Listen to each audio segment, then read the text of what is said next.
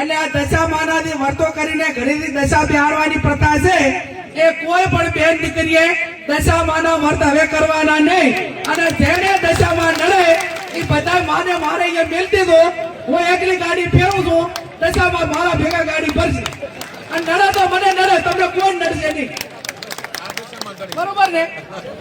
પછી આ ભુવાનું ને એનું રહ્યું ને એ કંટ્રોલ મારું છે, પણ મહેરબાની કરીને કોઈ ભુવામાં ફસાતા નહીં.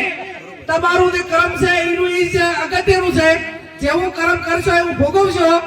અને એવા તમને ભ્રમમાં ઘાલશે કે તમને આર્થિક બરબાદ કરશે, સામાજિક બરબાદ કરશે, કુટુંબમાં બરબાદી લાવશે, અને એવી વ્યમ ઘાલશે તો આખો પરિવાર વેરવિખેર કરશે. એટલે મહેરબાની કરીને કોઈ પણ પ્રકારનું દખ હોય તો ડોક્ટરને બતાવવું, હગાવાલાને બતાવવું, એને વાત કરવાની. કોઈ પણ અકામણ હોય તો વાત કરવાની. 5 જણા મિત્રોને કહેવાનું, પણ ચાહે અંધશ્રદ્ધામાં આવવાનું ને.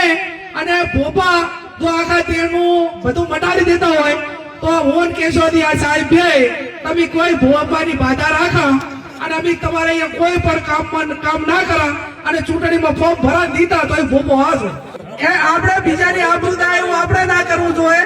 પણ આપણી આબરૂ પર મોટા ભૂપે હાથ નાખ્યો હોય તો આપણે સમાજે એક થઈ તમે આ બાબતમાં હું એટલું કહું અત્યારે બધા છે કે એક સામાન્ય વાદી માંથી કોઈ છોકરી લઈ જાય ને તો આખો સમાજ ભેગો થઈ જાય. અને તમારા સમાજ ને આપણા સમાજ એટલે આપણા સમાજમાંથી ગમે એટલી દીકરીઓ બીજો સમાજ લઈ જાય ને તો એના માટે સમાજ આક્રમક નથી. અને એટલા માટે ક્યાંક ને ક્યાંક મોટી તકલીફો ઉભી થાય રહી છે. એટલે આપણે કોઈને આબરૂ ઉપર કે કોઈની દીકરી લાવી નહીં અને આપણી દીકરી કોઈ લઈ જાય તો આકાશ પાતાળ કરીને જે કરવું પડે એને લાયે પાર મેળવું.